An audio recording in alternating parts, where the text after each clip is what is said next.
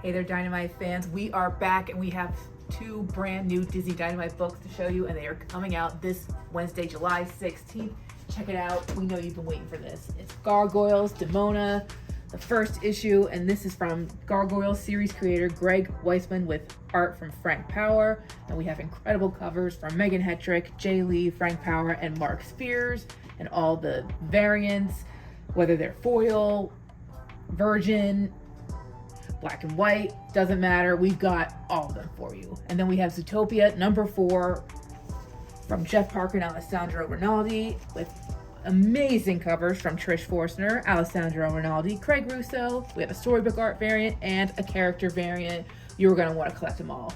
We are so excited to bring all these new books to you. So remember, it's this Wednesday, July 16th. Don't miss it. Thanks so much for watching, and we'll see you soon. Hey everybody, welcome to Pop Culture Philosophers. I'm Rockin' Robbie Billups, and it's time for the weekly comic book review.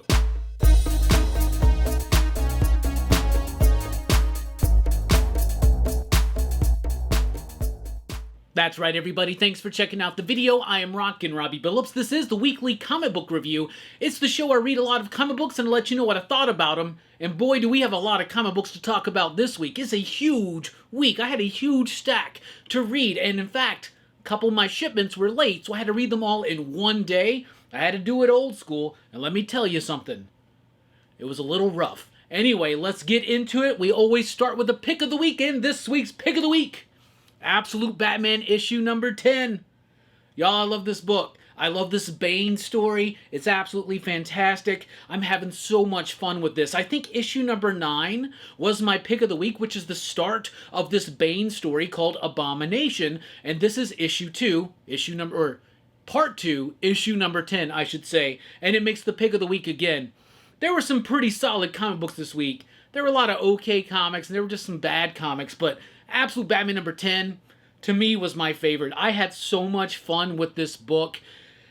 Scott Snyder is back on Batman yet again, and I have criticized this book as just being really dumb, and then came around and saying it's so dumb, it's kind of fun, and now we're playing around with Bane. And Bane is one of my absolute favorite Batman villains. There's something that appeals to me about Bane, and I've talked about how he's a threat to Bruce on a mental, a physical, and a spiritual level, but also it has a lot to do with the fact that I was there for the beginning of Bane. Like, I read Bane's first appearance. I remember when Nightfall happened and he broke the bat, and I love Dark Knight Rises. I've just always had an affection for the character of Bane.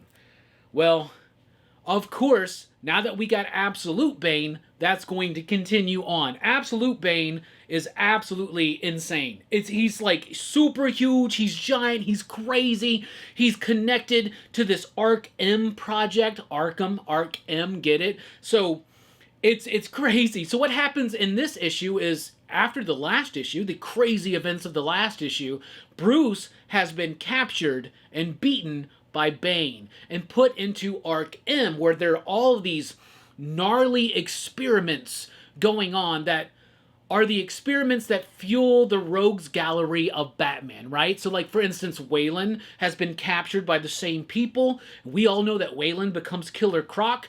Am I telling you what happens in this issue and you get to see the results of that? Yeah, I'm telling you that, and it's frickin' awesome. Nick Dragata's artwork is what really sells this book for me. You got dumb, ridiculous concepts and ideas from Scott Snyder in the midst of a badass Batman story, but, like, honestly, it is some dumb shit. Like, there's a scene in this issue where Batman makes explosives out of his own poop.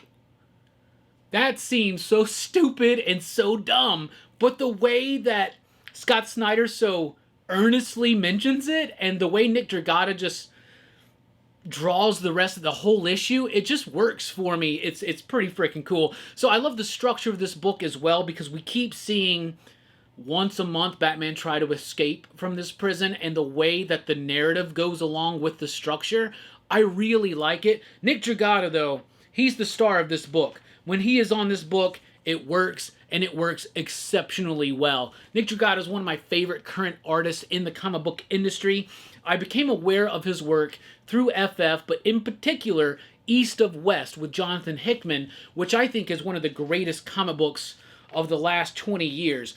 But this is Bruce attempting and reattempting to break out of this prison, and Bane is always there to stop him. Plus, you don't only get the look into the makings and the origins of Killer Croc, but also like Man-Bat, Poison Ivy, who else? There's another one, Clayface. Really cool, really gnarly, really kind of scary in certain spots of it. But I just love this book. It's big, dumb fun. And here's the thing. I've said this before. I'll say it again. There's plenty of things that make comics awesome, right? The art, right? The narrative and the structure. The way that we can use words and pictures to tell a story. The way that we can play around with time. But out of all of that, out of everything that you could say that's pretentious to talk about why comic books are such a great art form, comics need to be fun. They need to just make you like have moments where you go, what the hell? Moments where you laugh, moments where you go, that looks badass. And Absolute Batman, especially in this Abomination arc, this Bane arc, has done it. And it's done it exceptionally well. It makes my pick of the week, Absolute Batman, issue number 10. I want to know your thoughts. Let me know in the comments down below. What do you think of that book? Then we got Absolute Flash, issue number 5, and I'm going to tell you something. Nick Robles, the artist on The Flash, is desperately needed to make this book kinetic, fun, energizing, and interesting. Because he's been missing for this issue and the issue before, and my interest is waning so quickly on this book. I need Nick Robles back on the artwork to kind of almost mask some of the inconsistency or the uninteresting bits of the story. I mean, it's a new version, a new iteration of Wally West and the Rogues, and that's cool. And I was digging this book for the first 3 issues, but now that we got a new artist on it, it's starting to show some of the flaws in the story, the execution, and the presentation of this book. It's making it to me, the weakest Absolute book right now. And I was saying that was Absolute Green Lantern, but at least Absolute Green Lantern has consistent artwork so far, no matter what one may think about that artwork, and also a kind of interesting take on the story. Here, I feel like Robles had a lot to do with why I liked issues 1, 2, and 3. I don't know. My interest is waning quick on Absolute Flash, so I need the art to change on this book. Stat. Like, in a flash. That was stupid. Then we got Superman Unlimited, issue number 3. I've been enjoying Dan Slott's Superman run so far. He's done a big game change moment where a giant meteor of kryptonite crashes into the Earth. It puts Superman in a coma. He awakens from the coma. Now kryptonite is everywhere. People are using it as an energy source.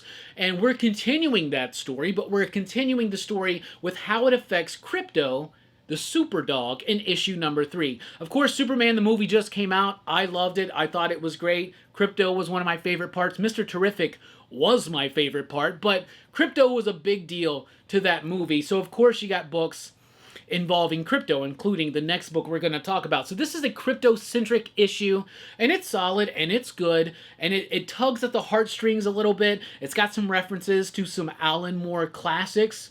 I'm not going to give any more spoilers there, but I enjoyed this book. It's got Toyman. It's interesting. I think 3 issues in, Dan Slott's doing a decent job on Superman Unlimited. I didn't think we needed another Superman title, but I'm enjoying this one even slightly better than Action Comics right now. Then we got Krypto, the Last Dog of Krypton, issue number 2. Great cover from Jay Lee right there. Mike Norton on the artwork. We got Ryan North on the story.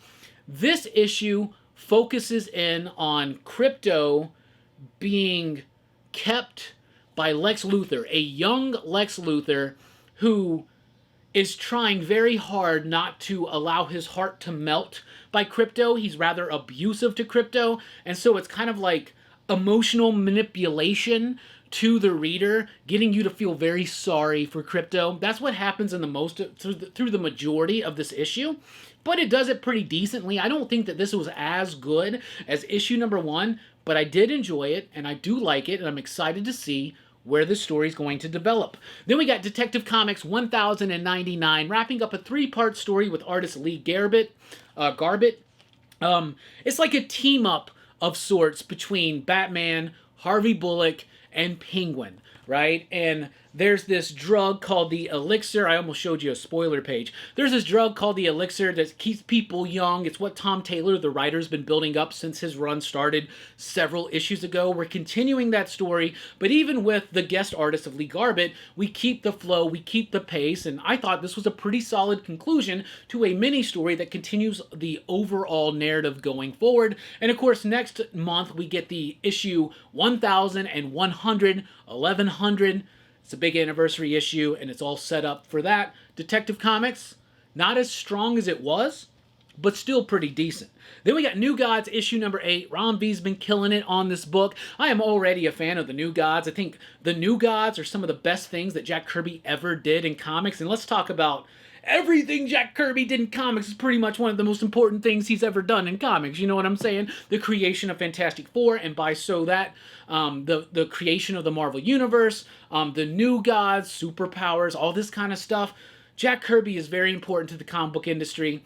But that being said, this honors the legacy and the characters of Jack Kirby, but Ron V and Evan Cagle are doing their own thing with that lore, with that mythology, with these characters. This is an issue it's kind of like a lull in the story, but the emotional weight of everything, all of the events that have happened in the previous 7 issues, they all are felt here in issue number 8, and that's what Rom does so exceptionally well, and it sets up a big, interesting change for the New Gods going forward. And I love how Rom is playing with all these characters, all of these manipulations, keeping us interested, keeping us intrigued, and keeping us surprised. So New Gods shines as usual. Then we got Wonder Woman issue number 23, and I thought it sucked. I did not like this issue of Wonder Woman whatsoever. The last issue of Wonder Woman was a story set in Wonder Woman's past with this mouse man dude or something like that. I thought it was incredibly dumb. When Tom King tries to go straight to humor, I don't like it. But I knew that that was a setup for Daniel Samperi to come back as the artist and to do something big with this mouse man character and maybe subvert our expectations. So reading issue number 23, which is the first full edition, the first full part of an island of mice and men. Yeah, I didn't like it. I thought it was pretty bad. Honestly, this almost made me want to quit reading Wonder Woman, which was crazy because Wonder Woman was one of my favorite comic books of 2024. But in 2025, especially since we've ended that initial arc, it's really kind of been incredibly lackluster, even with Daniel Samperi coming back. There are interesting moments here, but for the most part, there's one moment that's interesting, and I'm going to spoil it real quick. Spoiler. A mouse bites off a dude's head. That's pretty freaking cool. Aside from that, the rest of this issue I thought was pretty dumb and not fun whatsoever. Then we got Nightwing issue 128. I was praising this book last month because Dan Watters is not the kind of writer I would pick for a street-level hero like Nightwing, but he is really coming into his own on this book, and at the same time bringing in his style of strangeness into the Nightwing universe, and that's what continues here in issue 128. There's a fifth dimensional entity, giant crazy thing going on in Bloodhaven. Nightwing's got to go investigate it. Through that, he's investigating his own past and his own motivations. Dexter Soy doing a great job on the artwork. Had to make sure it was Dexter Soy. It is Dexter Soy, but I like this issue of Nightwing. It's not Dan Watters' best work, but it's pretty solid, and it's a different, interesting, and unique take on Nightwing that I'm vibing with. Batman and Robin Year 1, issue number 9 is here. Y'all, what more can I say about this book? It's perennial. It's great. It's methodically paced out. Chris Samney's artwork is amazing. Mateus Lopez on the coloring is spot on. The use of Clayface and Two-Face and the first year of Batman and Robin as a team. Yeah, playing with themes that we see played with a lot, even in another issue that we're about to be talking about, but done exceptionally well in a way that's going to last and stand the test of time. Batman and Robin Year 1 continues to be a brilliant book. Then we've got Robin and Batman, Jason Todd, issue number 2, written by Jeff Lemire with artwork by Dustin Nguyen. So Dustin and Jeff did Robin and Batman, which was kind of focused in on the early days of Dick Grayson Robin and Bruce Wayne Batman, focusing more on Robin, but at the same time that relationship, it's something we see very often. But when it's done well, and we got to give it kudos. It's done well here. Now, it's not Dick Grayson this time, it's Jason Todd. Jason Todd, of course, being a little bit more rough and tumble, a little bit more aggravated, a little bit more different than all of the other Robins, and that's a struggle that Bruce and Alfred are dealing with here. And I really like the exploration. I think it's really cool to be able to do these retcon's the wrong word, but knowing what we know about the journey and the legacy of Jason Todd and the Red Hood and all that kind of stuff, it's interesting to be able to reformulate that into an early day story. And of course, Dustin Nguyen does a great job, and I love his interpretation of the villain, the Wraith. Pretty solid there. Let's jump over to Marvel, where we've got X-Men Age of Revelation, issue number 1. So this was like a surprise book. Marvel was keeping this under wraps. There's a big X-Men event that's also going to affect some Marvel titles coming up in October called Age of Revelation. So think Age of Apocalypse, but with Revelation. Revelation being Doug Ramsey, right? He is now the heir of Apocalypse, dubbed Revelation. He is going to drastically change the future of the Marvel Universe. This is a surprise issue that was dropped 1 per store out of nowhere. Now, shops are going to be able to order plenty of the main cover of this book. There's no variants except for this 1 per store variant or whatever. But some shops, because of the way that Marvel did this as a surprise, just out of nowhere, without a lot of clear communication, they may not have this book for a week or 2. However, I would recommend checking it out if you are an X-Men fan. It does set up a very drastically different future for the Marvel Universe because of the involvement by Revelation. It's interesting enough, but I am already rolling my eyes at the event that's going to be changing a lot of Marvel titles. For instance, X-Men becomes Amazing X-Men. Uncanny X-Men becomes Unbreakable X-Men. Exceptional X-Men become Exceptional, or the Expatriate X-Men. Wolverine becomes the Last Wolverine. And then other little things in here, like Spider-Man becoming Radioactive Spider-Man. Seems annoying, but at the same time, I didn't think it was annoying when Age of Apocalypse happened, so I will give it time and see what happens. So if your shop doesn't have this, ask for it. They should be able to get it right now, and they may not have it for like a week or 2, but it is what it is. Then we got Godzilla versus the Marvel Universe, issue number 1. I, for the most part, have been liking these one-shots. Godzilla versus Fantastic Four, Hulk, Spider-Man, X-Men, Avengers, and Thor. I thought it was all kind of leading up into one thing, but this is just kind of out of nowhere, its own thing. Godzilla gets awakened by the Mole Man's machinations. The Marvel Universe has to deal with it, and y'all, this book is stupid as hell. It's just not good. It's not good in any form or fashion. Like, the characterizations are off. The usage of Godzilla is not right. The book itself is not fun. It's not big. It's not explosive. It wants to be, but it's not. I thought this book was quite whack.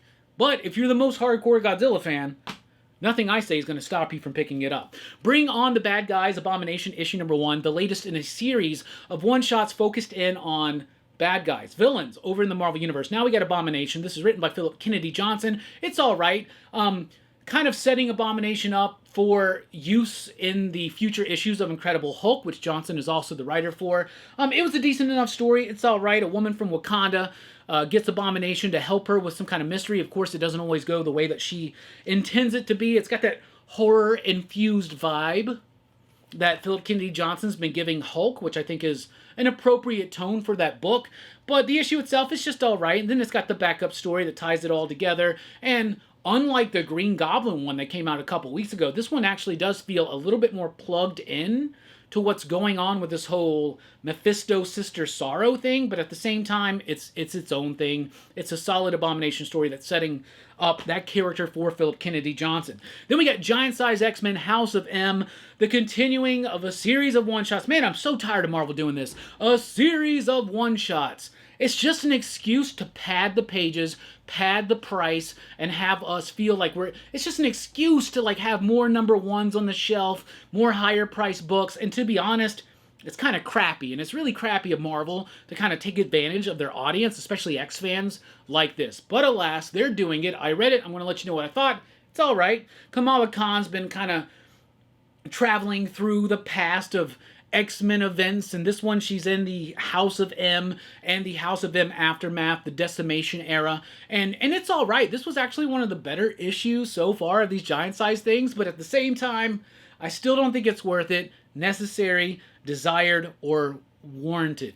So there you go. Then we got Imperial here with issue number 2. Jonathan Hickman, who does the artwork here, is Federico Vincentini and Iban Coelho. Y'all, I really like this issue. Issue number 1 actually made the pick of the week. I really was impressed with it. It's a big cosmic story of cosmic war. All these different factions, the Spartans, right, or the Spartoi, or whatever they call them, the Kree and the Skrull, the Shi'ar, the Wakandans. The Wakandans have been framed as the assassinators of all of the Galactic Council leaders, and it's causing this war to happen. And Jonathan Hickman is playing this as just a big balls-to-the-wall superhero Marvel cosmic event, but not feeling like... It's not like a lot of Hickman books, there's like a lot of information, there's a lot of like charts and shit like that. I know a lot of people love that stuff, so do I. But especially over at Marvel, sometimes it becomes unneeded and hindering to the book. This is just balls-to-the-wall cosmic space operatic action. I'm intrigued, I'm interested, I'm enjoying it. We got revelations here, more twists, more turns, great characters, and the stakes feel very high and real, and I appreciate it. So Imperial number 2, I enjoyed that. Then we got Marvel Knights The World to Come, issue number 2, written by Christopher Priest with artwork by Joe Quesada. Really cool to see Quesada back doing artwork on a regular basis. That's cool. I love Christopher Priest's Black Panther run, and what this is a coda of sorts to his Black Panther run. So there's a lot of references to Priest's work on Black Panther. There's a lot of references to Marvel Knights in general, and I really love this book. I think it's interesting. I think it's cool. I think if you're a fan of Priest's Black Panther work, you're really going to love it. And if you are super intrigued by the reveal of the first issue that Black Panther has a son who's a white dude, you're going to find out what exactly that's all about in issue number 2. And I thought it was splendid. So I really, really like that book. Then we got Death of the Silver Surfer, issue number 2. I thought issue number 1 was decent, but issue number 2, I guess it's decent as well. Nothing really to write home to mom or dad about. It was just kind of okay. The artwork, honestly, for Sumit Kumar isn't quite what I was wanting, and maybe it's because of the coloring. Who's the colorist on this book? But maybe that's throwing me off just a little bit, but I don't know. It's about this woman. She's trying to kill the Silver Surfer. Then there's Galactus, a Galactus corpse out there. The artist, or the color artist, is Frank D'Armata. I don't know. I'm just not really digging on this one, and I don't know. I might give it one more issue, but we'll see what happens. Ultimate Black Panther, issue number 18. I'm really loving this one. Brian Hill has really elevated his story to a point of intensity and excitement that I really freaking enjoy. Vibranium basically has become an entity in and of itself and now is fighting Black Panther. There's all kinds of a relationship stuff going on, and I don't mean that being like, oh, she, like, maybe a little bit of that, but the way it's handled, really freaking cool, and great action sequences here. I think Ultimate Black Panther is being slept on right now. It's a pretty solid book. In Ultimate X-Men number 17, Peach Momoko, let's celebrate the fact that Peach Momoko, first and foremost, is the only artist who has done every single issue of her Ultimate book. In Ultimate Spider-Man, as great as it is, Marco Cicchetto does like 3-4 issues and he's out for a couple. Same thing with Ultimate Black Panther, same thing with the Ultimate, same thing with Ultimate Wolverine, but Ultimate X-Men has been Peach Momoko all the way through. Whether or not that's for you, that's up for you to decide. But for me, I really like it and I really appreciate the consistency in this book. Now, in this issue, we get the X-Men raiding the Children of the Atom. All of it's finally coming to a head. I really dig this. I really dug this issue. I thought it was pretty solid. Then we got Predator vs. Spider-Man issue number 4. It's a decent enough ending to this story that I thought was really gnarly, really cool, and rather bold when it first started. Then I feel like it let its foot off the gas a little bit as this series continued. It's a satisfying enough conclusion. It's interesting enough, but at the same time, it was just kind of a, like, it started strong and it kept waning in excitement levels all the way throughout the series. So it was an alright ending, and of course it does set up the Predator kills the Marvel Universe story coming up. Speaking of coming up, let's talk about Image. But first, a word from Dynamite. Hey there, Dynamite fans. We are back, and we cannot be more excited to show off what we are releasing next Wednesday, July 16th. Let's jump right into it. This is so exciting. We have the second issue of Space Quest, the Space Ghost and Johnny Quest crossover from Joe Casey and Sebastian Perez. And we have incredible covers from Mark Spears, Joshua Middleton, Jarek Chu, Ben Oliver, and Chad Hardin. Up next, we have Red Sonja versus Army of Darkness, issue 3 from Tim Seeley and Jim Terry, with covers from Bjorn Berens, Tim Seeley, Tom Rainey, and Nicole Jelinek. And then, more goodness, we have Vampirella number 3 from Christopher Priest and Ergon Glendez, with classic covers from Lucio Carrillo, Greg Land, Shannon Mayer, Elias Chatzadee, and cosplay from Miss Rachel Holland. And then we have the Herculoids, issue 5 from Tom Snigoski and Craig Russo, with covers from Francesca Medina, Joseph Michael Linzer, Bjorn Berens, and Kyle Hotz.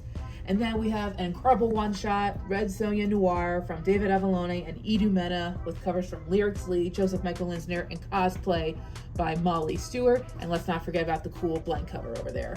And then we're going to have ThunderCats number 16. We know you guys have been waiting for this. From Declan Shelby and Drew Moss, with covers from Lucio Carrillo, Declan Shelby, Jay Lee, Drew Moss, Maddox Abrera, another incentive from Drew, and even an incredible variant from Ken Hazer.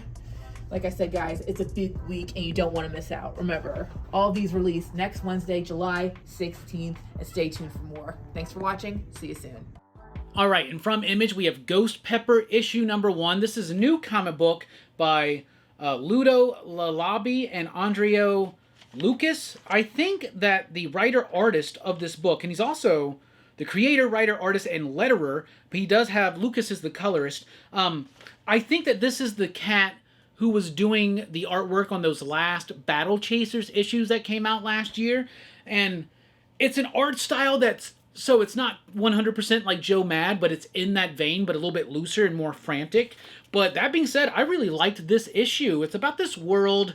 It's like a sci-fi world. There's a woman who runs like I guess like a food truck or something like that. And then all of a sudden there's this dude eating some of her noodles. I think his name is Ash, if I remember correctly. But this dude shows up. He's ultimately a badass, and the robotic or whatever sentinels of this reality, of this world, are after him for something. There's something mysterious about his past, and now this chef is kind of thrown into this adventure. I enjoyed the book. It's extra sized. It kind of had a nice flow to it. I liked the artwork. I found it rather exciting and cool and fun. So I liked it. Ghost Pepper issue number 1, I thought it was pretty solid. Another new one from Image is This Ends Tonight issue number 1, written by Jerry Duggan, Kelvin Mayo, and Robert Wyndham, with artwork by Jay Lee and June Chung. First of all, Jay Lee and June Chung do a great job with the artwork here. Jay Lee's compositions, his usage of the page, hell, his usage of the panel borders is spot on, and the coloring is great. The story, though, was a little bit hard for me to follow. It was hard for me to follow the story. It was hard for me to get into the characters. What is this book about? It's about these two sisters that may not be sisters, and there's something else going on. It involves this or it involves that. I don't know. I couldn't follow it. If you read this book, what do you think? Let me know in the comments down below, because this was very lackluster to me. I did not enjoy it, except for the artwork. I thought it was really good. Then we got Invincible Universe Battle Beast issue number 3. Another great issue of Battle Beast, almost the pick of the week, but Absolute Batman beat it just a little bit. But man, Battle Beast is so much fun. Robert Kirkman, Ryan Ottley. Battle Beast is a character from the Invincible universe. If you've never read Invincible, don't worry about it. It has nothing to do with Invincible. It's just a character within the galaxies of Invincible. But it's about this incredibly awesome tiger spaceman who is just badass, brutal, violent, and this book is just filled with mayhem. It is just filled with crazy, brutal mayhem. I have so much fun with this book. It doesn't take itself very seriously, but at the same time, it knows what it's trying to do, and Ryan Ottley's artwork is densely detailed with its bloody, gory goodness. I have so much fun with Battle Beast. It's tongue-in-cheek, but just the right amount of badassery. Battle Beast, Come on, y'all. Then we got G.I. Joe issue number 9. Josh Williamson's been doing a hell of a job on G.I. Joe from the Inner John universe. Here we got Andrea Milana back on the artwork, and a very kinetic style here that's very appropriate for the story. It's basically a team-up of CoverGirl and the Baroness. They're out there. They're being tracked by Major Blood and Raptor. So you have Raptor, and you have this fight. You have this mission.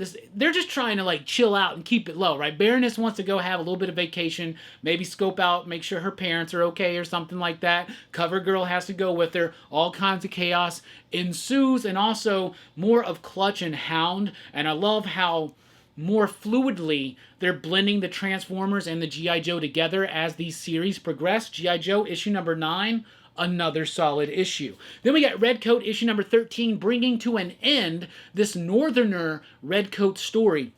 I've really been intrigued by the Northerner. He is an entity who goes back in time to try to stop somebody from going back in time, bringing modern weapons and stuff to the Civil War era to help the Confederacy win. And at the same time, Simon Pure, who's always... he doesn't choose sides. He doesn't do anything noble. He doesn't do anything for the right reasons. He does it all for money. He does it all for convenience. And he finally has to really confront that through this mission with the Northerner. And the way that this issue ends not only sets up future issues of Geiger, but it also is promising that we're about to get a prequel in the next issue to First Ghost, which has been one of my most excited and anticipated Ghost Machine releases. So Redcoat number 13 was great. Again, this is a book that I didn't really vibe with so much at first, but now it's become one of my favorite Ghost Machine books. Then we got I Was a Fashion School Serial Killer. It's about a woman in fashion school who's also a serial killer. She uses pieces of her victims to create her fashion designs. She's in fashion school. She's finally found friends. She finally feels like she's belonging. And then she's been confronted with some stuff that's bringing her back to her serial killer ways for a very good reason. Seriously, Wagner and Hilliard do a great job with this one, like they did with the plastic books, with plush, and with vinyl. Really great stuff. If you like their work, you're going to love this book. Then we got the Tin Can Society with issue number 7. Where's this book been? It took me a minute. I was like, should I even read this book? I almost kind of forgot what it was about. But then, no, I didn't really forget what it was about. It's about an Iron Man type character who gets killed, and his group of associates are all trying to figure out who's responsible for his murder. And then a big revelation happened in the last issue, which I feel like released months ago. We get the explanation of that revelation here, and it actually read really well, and the artwork was great. So aside from the lateness of this book hindering the flow of it just a little bit, it's still a pretty solid book. Tin Can Society. I would advise you that once it's all said and done, read it all together. I bet it's going to slap really hard. Then we got Phantom Road here with issue number 14.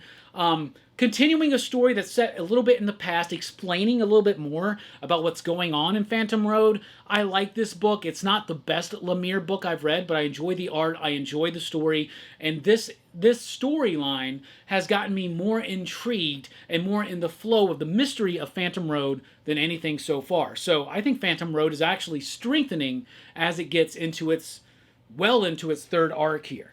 Then we got Spawn, issue 366. It's an alright issue of Spawn.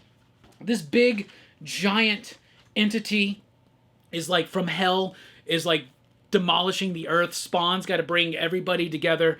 I feel like this was built up to be a really bigger thing than it is, but this issue was fine. Brett Booth's artwork was okay. The writing, Todd McFarlane's writing is just kind of all right, but it does have some moments here that really work for me. So all in all, my life has improved since I became a fan of Spawn and started following it. So even though it's not the greatest comic, I still appreciate it. So Spawn 366 was awesome. King Spawn 47 wraps up its current storyline involving some dude called the Wraith, puts Spawn in some kind of like dark prison or some shit like that. I don't know. I kind of fall out. There's been so many Spawn books lately, and they don't always come out once per month. They're on like a 5 to 6 week schedule or something. So with so much of it, it's kind of hard to follow each story at times. So I'm finding myself pulled out of King Spawn just a little bit. There are moments here where I really like the artwork. There's some gnarly bits to it, but overall, it's just kind of all right, and I wish it was as good as it was in the beginning when it was like Sean Lewis and I think Javier Fernandez. They were doing a great job there. Then we got Youngblood Deluxe issue number 4. That's the foil edition right there. I had to check that one out. Youngblood Deluxe is alright. It's pretty cool, man. This is the Joe Casey retelling of the first 5 issues of Youngblood.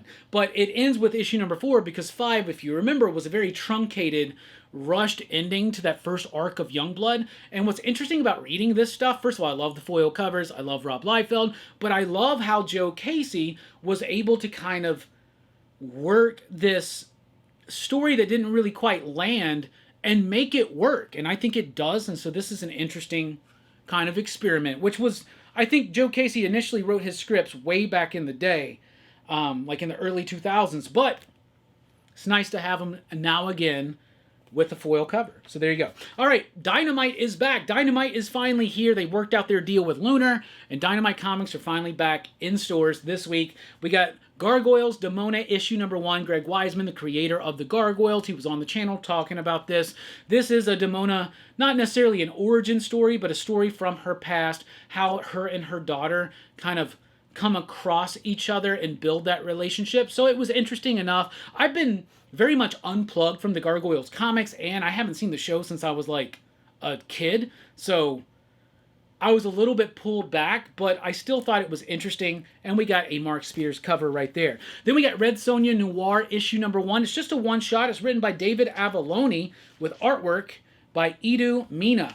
I like the artwork. I like the story. So it's Red Sonja Noir, which is meant to be like an old-school detective story type thing, but it doesn't fall into the visual tropes of that, just the narrative tropes of that. And it does so in, I think, a slightly clever way. I enjoy it. Red Sonja has a business partner. He gets murked. He's trying to figure it out, or she's trying to figure out what's going on. There's a femme fatale there. There's a lot of mystery and intrigue. I think it's an interesting, really solid Red Sonja one-shot story that doesn't stray too far from the concept, but does something interesting and different. Then we got Red Sonja versus the Army of Darkness, issue number 3. This book, my interest is waning just a little bit. Tim Seeley's doing a decent job. Ash is Ash. Red Sonja's Red Sonja. The Deadites are there. They're teaming up. It's all right, but by the 3rd issue, I'm already kind of done with it. Already kind of over it, if you know what I'm saying. So I thought this book was just kind of okay. Then we got Space Ghost Johnny Quest. Space Quest, issue number 2. The long-awaited, at least by me, second part of Space Quest, the crossover between Johnny Quest and Space Ghost. Written by Joe Casey with artwork by Sebastian Perez. I love the artwork. This might be one of the most beautifully illustrated Dynamite books on shelves right now. I love the artwork. I think it's clean. I love the story. Basically what happens is that Space Ghost sidekicks and then Johnny Quest and his sidekicks swap places. So now Johnny Quest and Haji and all them are chilling with Space Ghost, and then Jan and Janet and Jan and Jace and Jan, I can't remember their names of those kids. They're in the Johnny Quest world. Interesting, really cool, well thought out, and very well executed on the writing level and the art level. This might be one of Dynamite's best books. Space Quest issue number 2 was great. Then we got ThunderCats here with issue number 16. It's an alright issue of ThunderCats. Lion-O has disappeared after his epic confrontation with Mumra. Now the ThunderCats are left to pick up the pieces. We're dealing with Tigra developing new technology, Panthro feeling like he's not worthy, Shatara trying to be the new leader. It's interesting, it's alright, but it feels mostly like a where we are now kind of story. It was alright, it was decent, I'm enjoying the ThunderCats, but I thought this was kind of a lackluster issue. I needed a little bit more oomph in my ThunderCats. But there's a Ken Hazer TMNT homage. He's done plenty of these for Dynamite before. He's doing them yet again, especially here on ThunderCats. You know what?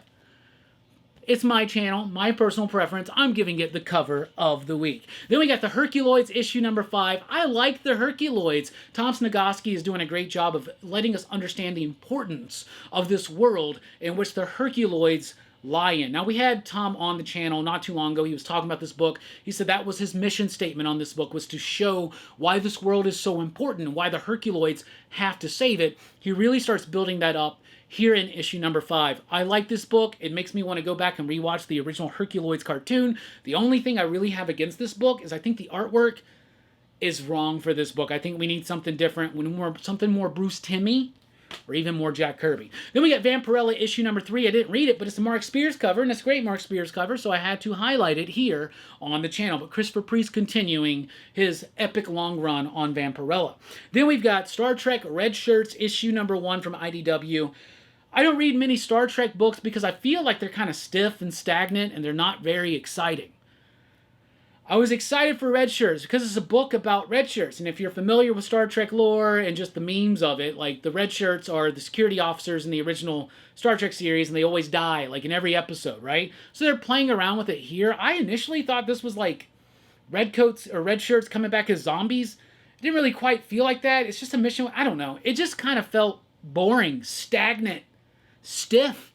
It felt like all the other IDW Star Trek books that I've tried to read over the last few years, and I just wasn't digging it. But then we got Teenage Mutant Ninja Turtles issue number 10. Y'all, this book was amazing. It was also a contender for the pick of the week. Juan Ferreira's artwork is ferociously, intensely awesome here. Jason Aaron is writing and crafting one of the greatest stories I think I've ever read from him. The way the brothers, the way they handle themselves, it's absolutely amazing. Their relationship and dynamic to each other is different, but yet at the same time familiar. But the artwork is what really sells this book and has elevated this book over the last several months. Teenage Mutant Ninja Turtles has become one of my absolutely favorite books on the shelves. Issue number 10 is no exception. Then we got Mothra, Queen of the Monsters, issue number 4, the penultimate issue of Mothra, and it was cool. Just a big lots of fighting in here. Great artwork, really solid, intense stuff, and I'm really excited for the conclusion of this, not because I want to see it end, but because I've been very much engrossed in this story, in these characters, and in Mothra herself. All right, also from Oni Press, we have EC Comics with a new one, Catacomb of Torment, issue number 1, and like every other Oni Press EC book I've been reading, I find it uninteresting. I just don't care. Some of the stories are a little bit too much on the nose with their messaging, a little bit too much plugged into modern sensibilities, and it's just not vibing with me. And the strength of EC Comics, and I'm talking about the original EC Comics, was the artists. Johnny Craig, Al Feldstein, Harvey Kurtzman. You have some absolutely amazing artists. Wally Wood. You got amazing, some of the best artists in the history of comicdom doing the original EC stuff. And here, it's just generic, boring, everyday type stuff. Also from Oni, we have Benjamin, issue number 2. It's about a writer who dies and all of a sudden wakes back up. And does he have a mission or something like that? What's the mystery? The writer is very much based on Philip K. Dick, and I'm a huge fan of Philip K. Dick, so I really like the book because of that. In this issue, he decides, oh, I'm a robot with my consciousness imprinted on me, but maybe he's not. Maybe there's more going on. This book is wild. It's zany. It's fun. Leo Mac's artwork is great. And you know what? It smells so good. It's the smell of the week. It smells like high concept and fun. So there you go. And then we've got Post Malone presents Big Rig, issue number 1. Double-sized issue from Vault Comics. What to say about this book? It's written by Post Malone and Adrian Wazzle. Nathan Gooden on the artwork. The artwork is fine. It's okay. But it's a book. It's very confusing to me. It's like set in the past. There's like demonic creatures on the earth. People praying to God for an angel to come and help them. And then an 18-wheeler shows up. This dude puts on a trucker hat, gets magical powers. It's stupid. And not in an absolute Batman way where it's so stupid it's fun. It was just dumb. I didn't like it at all. The artwork's pretty decent, though. I thought it was all right. Then we got Los Monstros, issue number 3 from Dark Horse Comics. James Robinson wrote this story with, who's the artist here? Jesus Marino. I like this story. It's decent enough. It's like a detective noir type story set in a world of monsters. Think Fables, but instead of Fable, like storybook characters, they're like monster characters. It's interesting. It's decent. It's playing on the tropes. It's doing it, but it's doing it with monster characters. It's all right. It's decent. But I loved issue number 1. Thought issue number 2 was a little bit less. Issue number 3, a little bit less. So there you go. All right, so that's what I read. So let's recap real quick, and I'm going to do something. For the recap, I'm going to rate them out of 5 you digs. So let's go. Los Monstros, I give a 3 out of 5 you digs. Big Rig, I give 1.5. Benjamin, I give a 4. Catacomb of Torment, I give a 1. Mothra, I give a 3.5. Teenage Mutant Ninja Turtles gets a 4.5. Red Shirts gets a 2. Vampirella, I didn't read, but that cover gets a 5. Herculoids gets a 2.5. ThunderCats gets a 2.5. Space Quest gets a 4. Red Sonja vs. the Army of Darkness gets a 0.5. Red Sonja Noir gets a 3.5. Gargoyles Demona gets a 3. Youngblood Deluxe gets a 3.5. King Spawn gets a 2.5. Spawn gets a 2.5. Phantom Road gets a 3.5. Tin Society gets a 4. I Was a Fashion School Serial Killer gets a 4. Red Coat gets a 4.5. G.I. Joe gets a 4.5. Battle Beast gets a 5. There you go. This Ends Tonight gets a 1. Ghost Pepper gets a 3.5. Predator vs. Spider-Man gets a 2.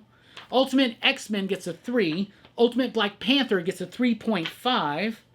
Death of the Silver Surfer gets a 1.5. Marvel Knights The World to Come gets a 4.5. Imperial gets a 5. Giant Size House of M gets a 3. Abomination Bring on the Bad Guys gets a 3. Godzilla Destroys the Marvel Universe gets a 0.5. X-Men Age of Revelation gets a 3. Robin and Batman Jason Todd gets a 4. Batman Robin Year 1 gets a 4.69. Nightwing gets a 4. Wonder Woman gets a 2. New Gods gets a 5.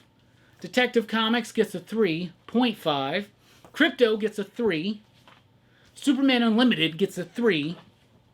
Absolute Flash gets a 1. And Absolute Batman gets a 5. That's what I read. That's what I thought. That's what I'm digging. What are you reading? What are you thinking? What are you digging? Let us know in the comments down below. Let's keep that conversation going. Thank you so much for checking out the video. Be sure to like, share, and subscribe. And join us over at patreon.com/PCP if you want to help support the channel. I've been Rockin' Robbie Billups. You can't see me. Keep on reading. Station. Pop, pop, boom. Suck it. Boom.